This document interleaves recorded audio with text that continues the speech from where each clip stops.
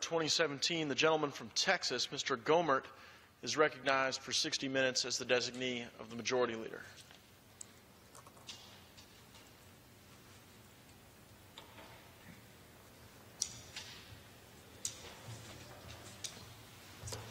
Thank you, Mr. Speaker. It's interesting when I'm watching the news or look at a newspaper, I can see what kind of pictures are there in the news story, and having been at press conferences where print media that are extremely slanted will come up with the photographer from those from such a media source will come up and get right in front and then start taking pictures and have their camera on nonstop, just click, click, click, click, click, click, second after second. So you know they've got 100, 200 pictures. It's easy to know what they're doing. They're taking as many pictures as fast as they can, and you know that they're going to go through and they're going to take the picture in which your mouth is in the most contorted position, or where it looks like you're saying a word that would be inappropriate for an elected official to say. And you know that's the picture they're going to put up, trying to make you look as stupid as possible before you ever read the article. And for some of us, it's not difficult to make us look stupid. We can't help our looks, but you just know before you ever read the article, when you look at the picture, whether it's going to be a fair and objective article or whether it's going to be totally skewed and totally subjective. And I notice that too sometimes when friends across the aisle come with blow-up pictures. I can look at the pictures and tell whether it's going to be a fair and objective dissertation I'm going to hear from my fellow representatives across the aisle.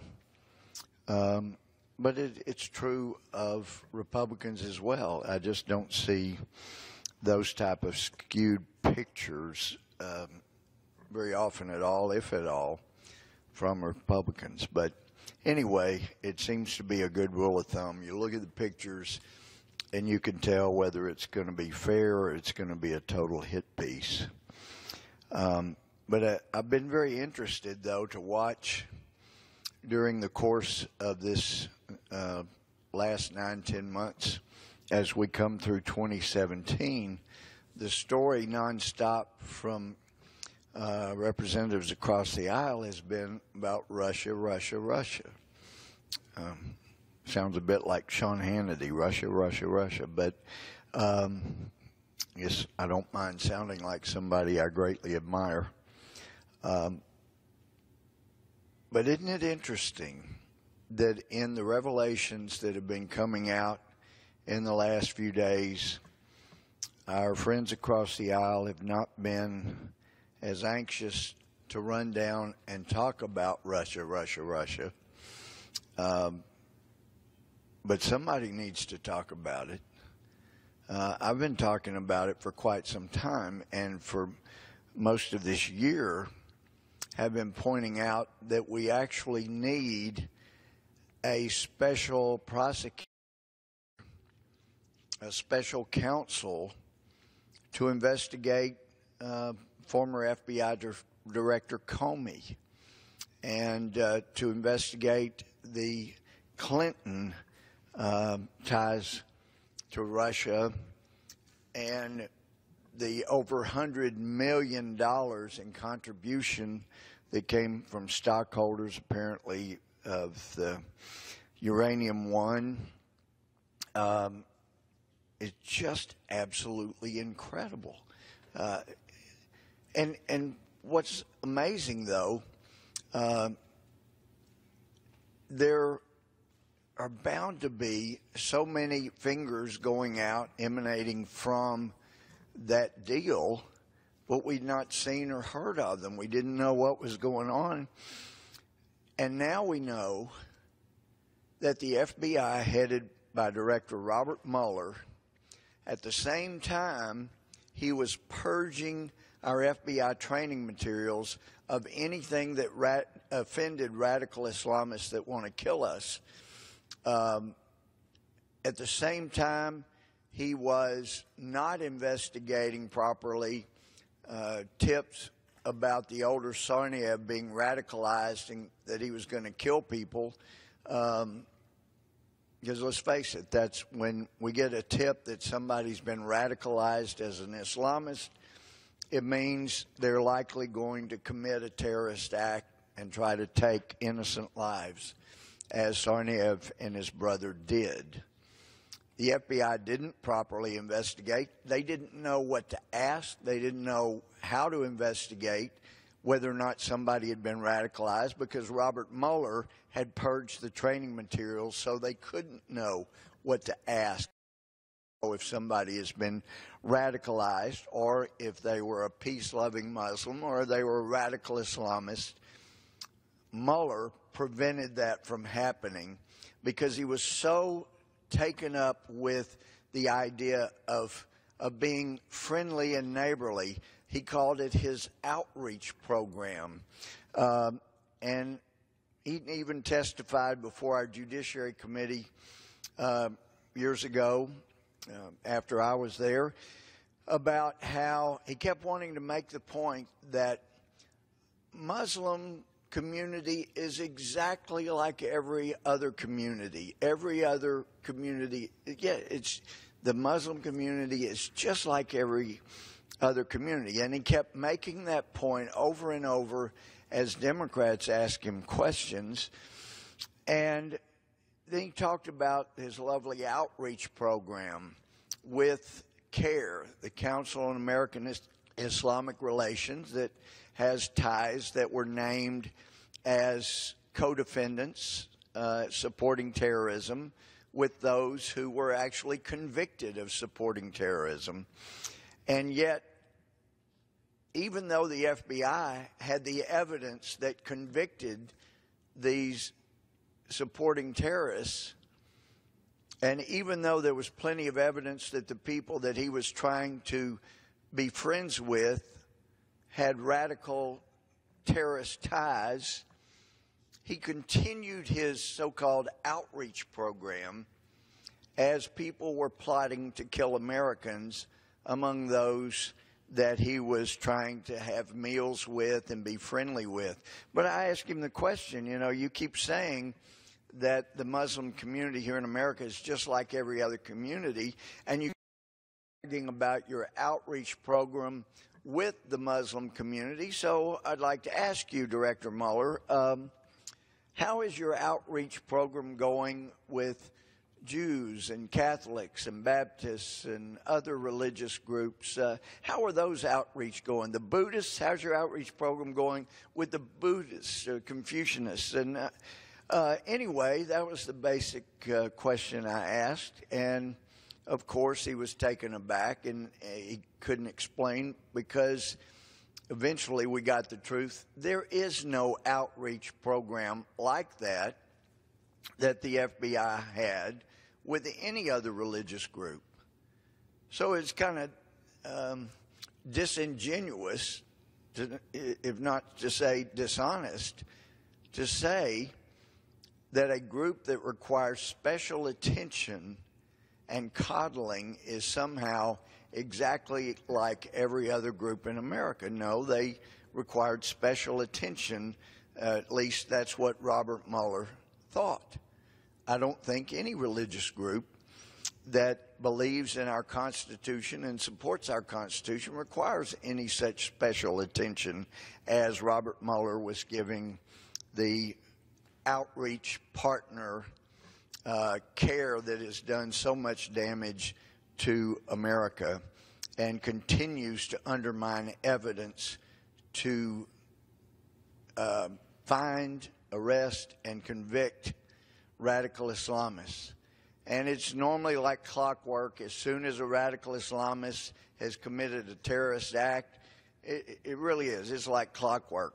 You can count on CAIR, C-A-I-R, not the kind that actually helps people around the world, but C-A-I-R, to be out there at the news conference saying, you know, this guy was not one of us. But at some point, I hope that people who are Muslims will quit listening to CAIR and will listen to the words of a much wiser individual, President al-Sisi in Egypt, who stood in a room with imams and told them, we have got to get our religion back away from the radicals or they are going to destroy it. That's a courageous man. I don't find that kind of courage among the people that have these press conferences to deflect instead of helping us find and capture the radical Islamists before they kill too many people. They're out there trying to make it appear that they're not really radical Islamists, they're something else. No, they're radical Islamists. They clearly are. And I was kind of saddened that General Kelly ended up being the chief of staff for President Trump, because I thought he was starting out to do a superb job as Secretary of Homeland Security. It turns out, as some of us had warned, that during the Obama administration, all this blather about countering violent extremism, CVE, that found its way into legislation that this body passed. Let's don't call it fighting radical Islam. Let's call it countering violent extremism. Well, some of us had figured out the game. And Michelle Bachmann was one of those people. Yes, it's not countering extremism. It's fighting radical Islam. Thank God President Trump is now occupying the Oval Office. He understood that ISIS was not just a JV team. They're people that are radical Islamists, and they would love to kill as many Americans as possible. And they didn't need to have their groups denigrated. They needed to have their groups destroyed. These were not people that were going to be rehabilitated. They were radical extremists that actually believe with all their heart that they win a place in paradise by killing innocent people. And if you really want to go back to why there is a copy, an English translation copy of the Quran in the Library of Congress that was purchased, owned by Thomas Jefferson, it was because he was negotiating with the radical Islamists, the Barbary pirates in North Africa, and he was so well educated, so well read, he couldn't understand why the Barbary pirates, who were radical Islamists, kept attacking American ships. As he indicated, we're not a threat to you. We don't even have a navy to speak of. We're not your enemy. We don't understand why you keep attacking American ships.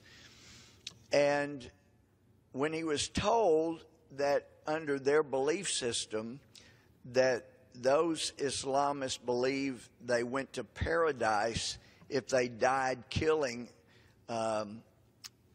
what we would consider innocent people, and they consider people worthy of death, they go to paradise. And Jefferson, as well read as he was, he couldn't believe, that there was any religion anywhere in the world that believed you could go to heaven or paradise if you're killed while you're killing innocent, unsuspecting people who are not military. They're not a threat to the radical Islamist life, yet they thought they were going to go to paradise and have 70 some odd virgins or so waiting for them.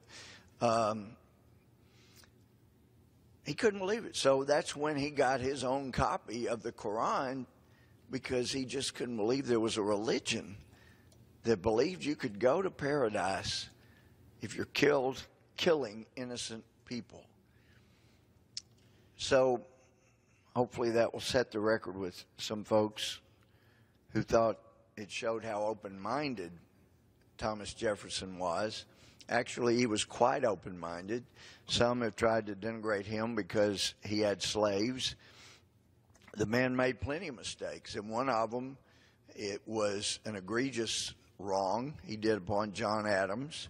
They'd been friends for years. It was Adams that asked him to do the first draft of the Declaration of Independence. And Jefferson was wise enough that when he did the first draft of the Declaration of Independence, if you look at the different grievances that he set out as to why they should be independent from England, it's like the longest paragraph grievance was about how King George had allowed slavery to ever start in America. And at the time, Virginia had a law making it illegal to free your own slaves. So he was law-abiding, but he believed that one of the worst things that ever happened to America was King George allowing slavery to start and exist in this country, that it was going to cause massive problems that would be very difficult to cure. And he was exactly right on all fronts. There's some even claiming that George Washington should have his name removed from schools or public places, when the fact is there would be no free America without George Washington having lived at the time he did. I believe with all my heart that George Washington was the man for such a time as that. Never been a man in all of history that led a military in a revolution, won the revolution, and then tendered his resignation, as we see down the hall, his outreached hand. I think is the most important scene in all of the Capitol. Massive mural. He's handing in his resignation. He sought no further power. He could have been king of America, emperor. There were a couple of coups they tried to involve him in. He stopped them. Anybody else in the world, we know from history, would not have done what he did. He was reluctant to take any power. And yet, because of his humility and his focus on creating a free and independent land, we have a free and independent land. Yes, he had slaves, but he was dealing with a Virginia where there was a law against freeing the slaves. But even so, he his will that their slaves would be free upon the death of his wife. Certainly, there were better ways to have done that. He was trying to abide by the law. But we just have such an incredible history. People like Washington, some of us were attending an address by an author who had researched and done a biography on Benjamin Franklin over at the Library of Congress we were hearing. And someone asked him, is there anybody you can think of in modern America that reminds you of Ben Franklin? And he said, actually, we've got many people that are witty, clever, very inventive.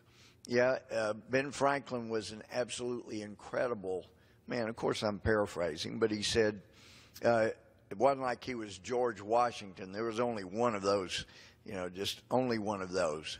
We had the director of the Society of Cincinnati speak at the Library of Congress on one occasion, and he was asked that since most biographers, the more they dig into the background of an individual, and he had studied Washington every year of his adult life, did he come to a point where he had less respect for Washington and he indicated that he could honestly say that in addition to knowing more about Washington every year of his adult life, that he had more respect and admiration and awe of George Washington with each passing year, with every bit of information he learned.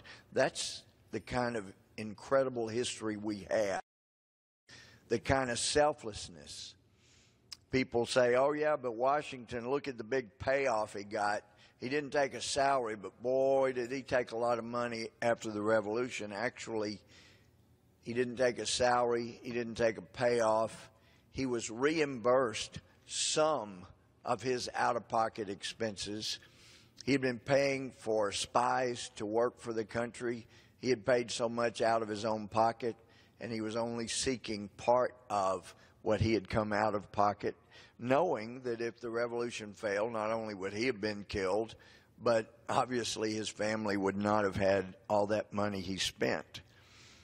So I think that kind of puts in perspective when we start looking at people who are willing to sell off America's national security for millions of dollars. Well, you have to admire their appreciation for large amounts of money, but not at the price of selling our safety. So for all this year, I've been saying that Robert Mueller should never have accepted the role of special counsel, because we knew that James Comey was such a close, dear friend of his, and Comey was a witness central to this investigation. He could not be a fair arbiter, a fair investigator. He should have, if he had been properly morally inclined, he should have said, I can't be the special counsel because I'm too close, especially to Comey, to these people. Comey himself testified that before he testified up here to Congress, he talked to Mueller. There's a 2013 Washingtonian article that just a long, glowing piece on Comey that, in effect, if the world were burning down, the one person Comey would be right there with him would be Robert Mueller, standing with him. I mean, these guys were so close. He looked at Mueller as a mentor. They were really tight. It's a question in my mind, because of that tightness, since we know Comey leaked in order to, as he said, to try to get a special counsel. Did Mueller encourage him to do that? Was Mueller behind this setup to get a special counsel so he could be appointed, start making massive amounts of money, and hire all of these Republican-hating Democrats, contributors to Hillary Clinton, some of them? Wow, what a great setup for a guy that obviously held grudges against some Republicans.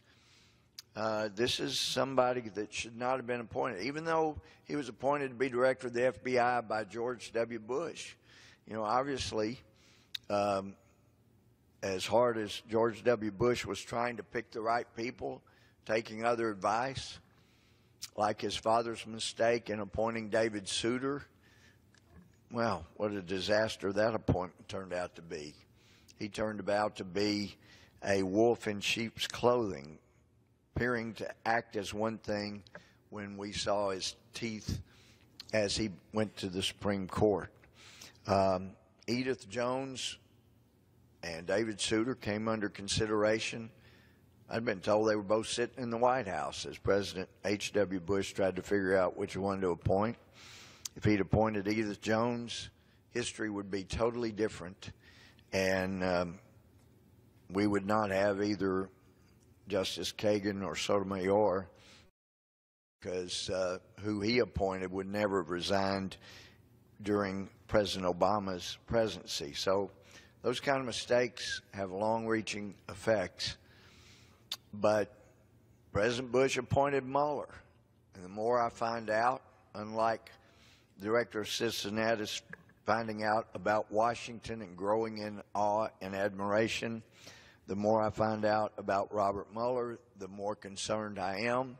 And the disclosures this week about what this man knew, what this man was involved in, what he did. See, I thought he was accepting the role of special counsel because of some possible revenge motive he had, dislike for some Republicans, and loved the idea of doing what Patrick Fitzgerald did, which happened to be not just a friend of James Comey. He was the godfather of a Comey child. And, of course, we find out later Comey recommended to Attorney General Ashcroft he should recuse himself so that he could appoint the godfather of his child, Patrick Fitzgerald, to be the special counsel. And we found out this year, well, Comey leaked information, which may or may not have been a crime. It needs to be investigated, in order to get a special counsel appointed. So he's using the same type of manipulative behavior as he did to get the godfather of his child appointed special counsel in order to get the one guy that would be with him through thick and thin, no matter how got Robert Mueller, get him appointed special counsel. Had no idea that Robert Mueller had been involved and been director of the FBI as they investigated Russia's efforts to corner the market on uranium and to spend millions and millions of dollars to acquire United States uranium. He's director of the FBI. They're investigating this. And even knowing that, it appears that he and now Deputy Attorney General Rosenstein actually covered up their investigation so that people would not get upset with Secretary Hillary Clinton for being an approver of the deal of selling America's uranium to an enemy of the United States. According to all the Democrats for all this year, Russia is this big, horrible enemy, and how dare anybody do business with them? And it turns out that actually they were the ones who were involved in this terribly sordid business of selling our national security to the Russians. And the FBI had investigated. They had all of this information, and they even had an FBI informant, as Mueller knew, as director of the FBI.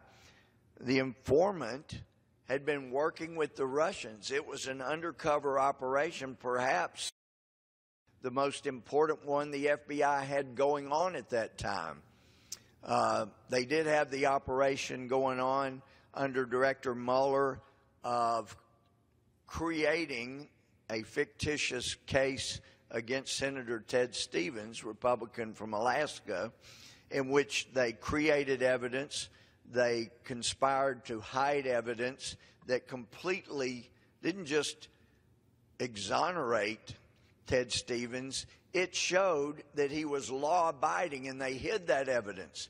And they manufactured a case that would cost him his Senate seat, which the loss of his Senate seat ended up putting him on a small plane that crashed, and he lost his life. As far as I know, there was no ties to the plane crash to Mueller, but Mueller was the FBI director, and thank God that there was an FBI agent involved in that investigation, that after Ted Stevens was convicted, he couldn't stand it. His conscience would not allow him to sit quietly by after the FBI and the U.S. attorneys, but this FBI lead agent under Director Mueller as director was just fabricated a case. And it turns out not only did Ted Stevens not accept hundreds of thousands of dollars of improvements to his home without paying for it, he paid more, hundreds of thousands more than the improvements were worth. And apparently there was even evidence that they covered up where the contractor was going, look, Ted, you're paying more than this stuff we're charging you. And Stevens was saying, look, I'm constantly being watched because people don't like my political positions, so I've got to be so far above and beyond ethical and moral that I got to pay more. Just accept the checks for overpayment. A guy overpaying, and yet they came after him knowing that this was an innocent man. They prosecuted him and convicted him. So after the whistleblower FBI agent comes forward, under Director Mueller's leadership, what happened? The informant was ordered to be kept from investigating any criminal cases, which meant he had no job at the FBI. And he went ahead and did as he was being pushed to do. He went ahead and resigned. Thank God for a man with a conscience like that. But his affidavit made clear that the lead agent had manufactured evidence and hidden evidence from the defense counsel because they had come in with warrants and taken everything, computer drives, thumb drives, documentary evidence, gone to the banks, gotten his document. He did not have any evidence to show how innocent he was because the FBI had taken it. Thank God. I know FBI agents that are the most honest people I've ever met. And we have thousands of them in this country, and thank God for them. But what did Director Mueller, under his leadership, what happened? Well, the whistleblower that exposed the fraudulent prosecutional misconduct, he gets run out of the FBI under Director Mueller. And what happened to the one who fabricated the evidence, fabricated the case, hid evidence that showed Ted Stevens' innocence? With Mueller as director, that FBI agent continued to get accolades and be moved on to investigate some of the most important cases the FBI had. That was Director Mueller. He also had a policy he created called the 5-year up or out policy that an article in the Wall Street Journal pointed out years ago, ended up destroying or running off thousands and thousands of years of experience from the FBI, weakening this incredible investigative body that, until Mueller got there, was the best investigative body in all of America. But after running off thousands of years of experienced FBI agents, so he could have less experienced agents that would not have the experience to say, but Mr. Director, that would be a mistake. That was done in 1985 or 92 and it didn't work out. No, he had people that with no experience. And I know from being a prosecutor right out of law school, you're ready to put the bad guys away. You're going to push the line to the limit. You're going to do your job, salute the flag. And it always helps to have experienced people around that can say, look, I know you mean well. That's not a good idea. Mueller liked to run those people off. He spent millions of dollars that some agents pointed out was being wasted on programs that were wasteful and ineffective. And now we know with what's coming out this week, I'm surprised how naive I continue to be. I thought Mueller accepted the job of special counsel to investigate the Russia-Trump alleged relationship because it would be a great job and he could carry out vendettas that he might have. That was so naive. Now we know that he had an investigation of Russia, had an undercover informant for years working on the case, and that he covered up that investigation along with Rob Rosenstein so that Hillary Clinton could make this deal, approve the deal. And yes, there were other people that approved the deal. I believe the Attorney General, Eric Holder, also approved the deal and also helped cover up the investigation to show, the investigation would show from all the indications that Russia was committing crimes in America to get hold of our uranium. And knowing that, of course, if that investigation were made public, there's no way Hillary Clinton and Eric Holder could have approved the deal that was selling off 25% of America's uranium to the Russians. She could never have done that. And if she hadn't done that, there's not any doubt in some of our minds that the investors, the stockholders, ultimately of Uranium One, certainly would not have contributed over $100 million to the Clinton Foundation. And certainly Russia would not have been paying $500,000 for one short speech. Remarkably, it's hard to believe from State of the Union addresses he gave, but he actually could give a short speech and get $500,000 for one short speech. But he did. He didn't get paid that much on other speeches. What was so special? Could it be that Hillary Clinton was so critical in persuading others to sign on to allowing Uranium One to get so much of our uranium that, gee, perhaps that's why Russia was so emboldened? And then we find out there's more than that. The Democratic National Committee, we're told, they were helping pay for this dossier that just created the most lurid, ridiculous allegations against Donald Trump as a candidate, trying to destroy his presidency.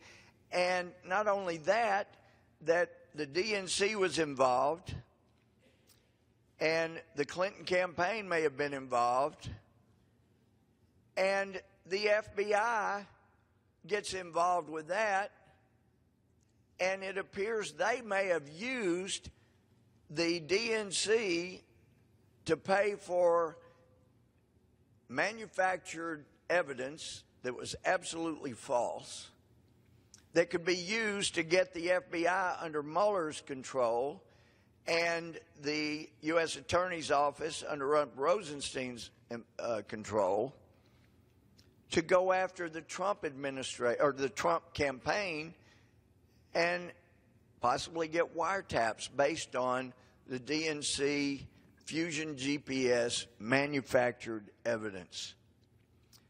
So going back to Mueller accepting the appointment as special counsel and possibly committing a crime the way he went about leaking private information to the New York Times. And it appears, if you look at his contacts and who reported what from the New York Times and what could have only been known by James Comey, it's possible he did that 6 other times. It's possible James Comey committed crimes in one or all of those 6 other leaking occasions, if he was the source, as it appears he may well have been now. So now it becomes more clear in my naivety in thinking he had a personal motivation, Mueller having a personal motivation, including getting paid for a job he would love to do to go after people he didn't like in the Republican Party, including Donald Trump. But now it's becoming more clear. Comey needed Mueller to be a special counsel, and he admitted in testimony here, he leaked information, which may have been a crime. He leaked information in order to get a special counsel that he had to have known was going to be Robert. That his other friend, Robert Rosenstein, would certainly appoint Mueller, because Rosenstein and Mueller were involved in covering up the FBI's investigation of Russia and their efforts to get uranium. And if Mueller and Rosenstein hadn't covered up that and helped seal that information and gotten the informant to agree to a non-disclosure agreement, then Hillary Clinton and the Clinton Foundation would be mega millions that they received as a result, it certainly appears, of the uranium transfer from the U.S. to Russia. So Mueller and Rosenstein and Comey all needed Mueller to be appointed, and Mueller needed to accept appointment as special counsel because he had to cover up the cover-up that he and Rosenstein had been involved in years earlier in order to facilitate the deal that was made to sell off our national security. Now, President Trump had this great plank in his platform as he ran for president that we need to bring in money that Americans have earned overseas back into the United States. Well, it's never been here, but bring it into the United States. But these American citizens and American companies have had to leave it in foreign banks and in foreign businesses and foreign countries, because in some countries they paid 50, 60, 70% tax on it. And if they bring it into the United States, they'll be required to pay probably 40% plus penalty and interest. So 35, 39% plus penalty and interest. They can't afford to do that, or they would be paying more tax than the money they earned. So they had to leave it in foreign countries and in foreign banks. And former FDIC Chairman Isaacs came to the Hill back when this doofus named Henry Paulson was telling us we had to give him $700 billion so he could buy mortgage-backed securities to save our economy.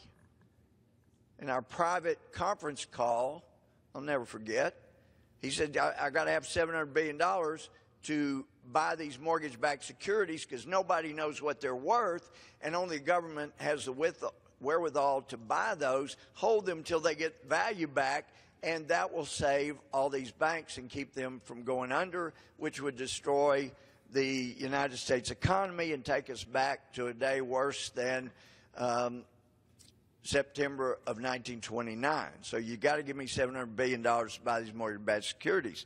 And when we were allowed to punch in and ask a question, somebody in my party beat me to the question, and it was this. Well, Secretary Paulson, if nobody knows what these mortgage-backed securities are worth, how do you know you need $700 billion to buy them? I'll never forget his answer. And I quote, "We just needed a really big number." When I heard that, I knew that this bozo did not need $700 billion. We shouldn't have trusted him as Secretary of Treasury. But he got his $700 billion, and between him and Geithner, they bailed out their friends. They bailed out the big banks while the community banks were being punished. They had to borrow money at a regular rate, and they made sure that their friends, the investment banks that brought us to the brink of ruin, they got money for nothing. In fact, got big bailouts. That was a bad day in American history, but Isaacs had the idea, look, you don't need to take taxpayer money. If you will just say the United States Congress should pass a bill that says anything we declare to be a troubled company or a troubled asset is invested in by American companies, American individuals who have earned money overseas, never brought it into the country. If they will bring that money from those foreign countries and invest it in what Congress labels as troubled, they'll pay no tax on that money, bringing it into the country. Then we'll probably have $1 trillion come in. You won't need the $700 billion of taxpayer money or borrowed money from China to bail out the banks. You'll have Americans that will invest in those with money they earned overseas. You don't need TARP. And it won't be the government getting into bed with the big banks and the terrible precedent that will set. That was a great idea. But Paulson was so determined to let his enemies like Lehman Brothers go bankrupt without help and to allow his company, Goldman Sachs, to be the big dog, that he didn't want to do Isaac's idea. And he convinced enough members of the House, both Republican and Democrat, to give him $700 billion because he needed a really big number.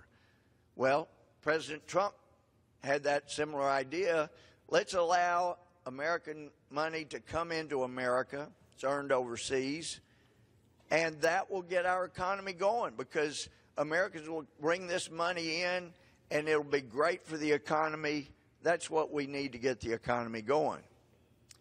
Well, little did we know that years before, candidate Donald Trump had the idea of bringing in American-earned money in foreign countries to America to get our economy going.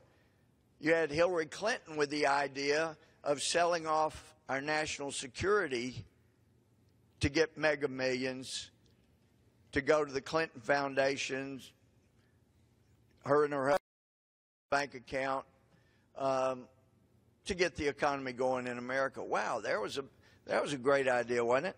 We sell off some of our national security to bring in foreign money, specifically Russian money, to get our economy going. And if she had been elected president, then the cover-up that Mueller and Rosenstein did of the original investigation into Russia's efforts to corruptly buy American uranium and corner the market, that would continue to be covered up. And wow, what a great deal. Even though Hillary Clinton did not win the election, Donald Trump did. And they got Donald Trump's attorney general to recuse himself so that Rosenstein, a guy that participated in covering up the original FBI investigation, could appoint someone else who helped cover up that original uranium investigation with the Russians and make him special counsel so that not only would he make a lot of money and get to work with lots of people he liked that hated Trump and loved Hillary, but he could also cover up the prior cover-up, even though Hillary didn't get elected. Amazing, the kind of stuff that's coming out now. The work that John Solomon and the Hill have done been extraordinary. He's got an article from October 25th that the FBI informant in the Obama-era Russian nuclear bribery was cleared to testify before Congress. That is great news. Despite Mueller and Rosenstein's efforts to keep their prior Russia investigation that they covered up so that the Russia uranium deal could go through. Wow, we get to find out about that now that the FBI informant has been cleared under the current Justice Department under Jeff Sessions. We'll get to find out more about that Russia effort to corner the market using U.S. uranium. And an article from Fox News, gag order lifted. DOJ says informant can speak to Congress on Uranium One, Russia bribery case with Clinton links. And then I was glad to see a friend down the hall, Chuck Grassley, senator there from Iowa. He's calling for special counsel in the Uranium One scandal. Of course, that's appropriate. Fox News article that Clinton is mum on fusion GPS scandal as the Dems dossier, the Democrats' dossier denials pile up. That's from October 26. So now there are indications the Democratic National Committee may have actually paid for this fictitious dossier that could be used to get warrants, political opponents in a presidential race. This is incredible, absolutely incredible. Even going back to Tammany Hall, as far as I can recall, they didn't have an FBI director and a attorney general or a deputy attorney general that had helped cover up a prior investigation so that their friends could make millions of dollars. Let's see, there's an article from the New York Times, Joe Becker and Don Van Natta Jr. This goes back January 31 of 2008, indicating that late September 6, 2005, a private plane carrying the Canadian mining financier Frank Guster touched down in Almaty, a ruggedly picturesque city in southeast Kazakhstan. Several hundred miles to the west, a fortune awaited, highly coveted deposits of uranium that could fuel nuclear reactors around the world. And Mr. Guster was in hot pursuit of an exclusive deal to tap them.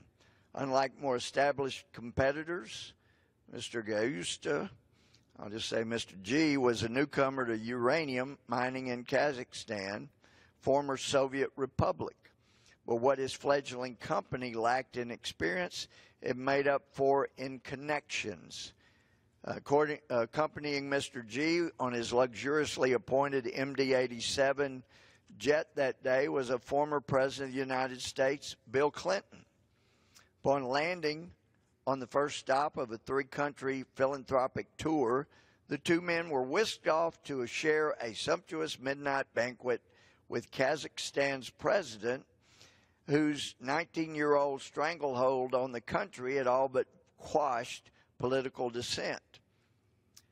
Another man walked away from the table with a propaganda coup after Mr. Clinton expressed enthusiastic support for the Kazakh leader's bid to head an international organization that monitors elections and supports democracy.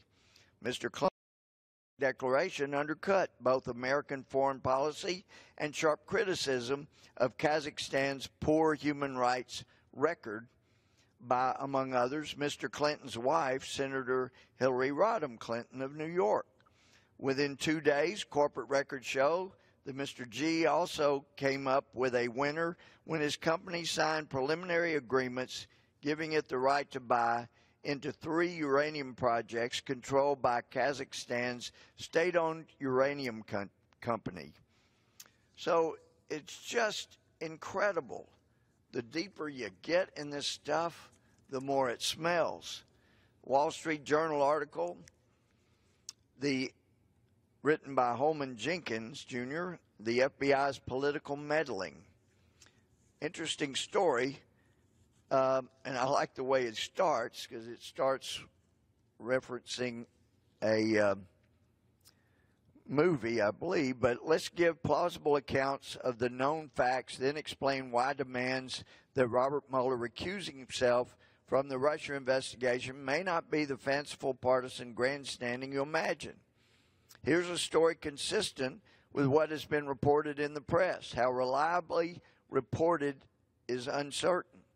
But Democratic political opponents of Donald Trump financed a British former spook who spread money among contacts in Russia, who in turn over drinks solicited stories from their supposedly connected sources in Moscow. If these people were really connected in any meaningful sense, then they made sure the stories they spun were consistent with the interests of the regime, if not actually scripted by the regime. The resulting Trump dossier then became a factor in Obama administration to launch an FBI counterintelligence investigation of the Trump campaign, and after the election to trumpet suspicions of Trump collusions with Russia. We know of a second, possibly even more consequential way the FBI was effectively a vehicle for Russian meddling in U.S. politics. Authoritative news reports say FBI Chief James Comey's intervention in the Hillary Clinton email matter was prompted by a Russian intelligence document that his colleagues suspected was a Russian plant. Goes on to say, okay, Mr. Mueller was a former close colleague and leader, but no longer part of the FBI when these events occurred. This may or may not make him a questionable person to lead a Russian meddling investigation in which the FBI's own actions are necessarily a concern. But now we come to the Rosatom disclosures last week in the Hill. Here's another story as plausible as we can make it based on credible reporting. After the Cold War, in its own interest, the U.S. wanted to build bridges to the Russian nuclear establishment. The Putin government, for national or commercial purposes, agreed and sought to expand its nuclear business in the U.S. Purchase and consolidation of certain assets were facilitated by Canadian entrepreneurs who gave large sums to, drumroll, the Clinton Foundation, and perhaps arranged a Bill Clinton speech in Moscow for $500,000. A key transaction had to be approved by Hillary Clinton's State Department. How about that? Now we learn that before and during these transactions, the FBI had uncovered a bribery and kickback scheme involving Russia's nuclear business, and also received reports of Russian officials seeking to curry favor through donations to the Clinton Foundation. This criminal activity was apparently not disclosed to agencies vetting the 2010 transfer of U.S. commercial nuclear assets to Russia. And that's why, Mr. Speaker, I refer to the original FBI and DOJ cover-up involving Mr. Rosenstein and Mr. Mueller, which was going to be able to be covered up. That's so we understand the plot here.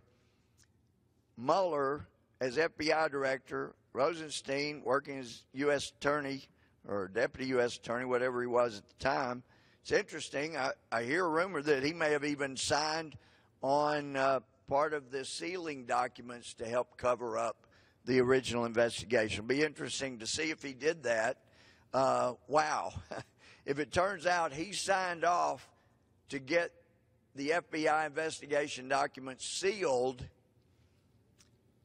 and Mueller, as FBI director, was charting the course to get this thing sealed, covered up. Well, the guys that did the cover-up are in charge of the investigation, which would allow them to cover up their prior cover-up, which would look bad since they covered it up to allow the Hillary Clinton-approved deal selling United States security via our uranium to Russia.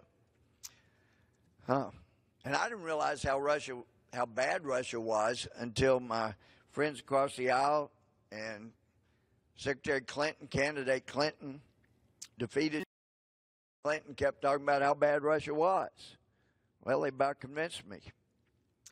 But this article says the criminal activity was apparently not disclosed to agencies vetting the 2010 transfer of U.S. commercial nuclear assets to Russia.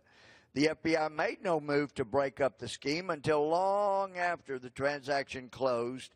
Only 5 years later, the Justice Department in 2015 disclosed a plea deal with the Russian perpetrator so quietly that its significance was missed until The Hill reported on the FBI investigation last week. They almost, if not for the good work of Mr. Solomon, I think somebody else at The Hill, might have been missed entirely. So good work.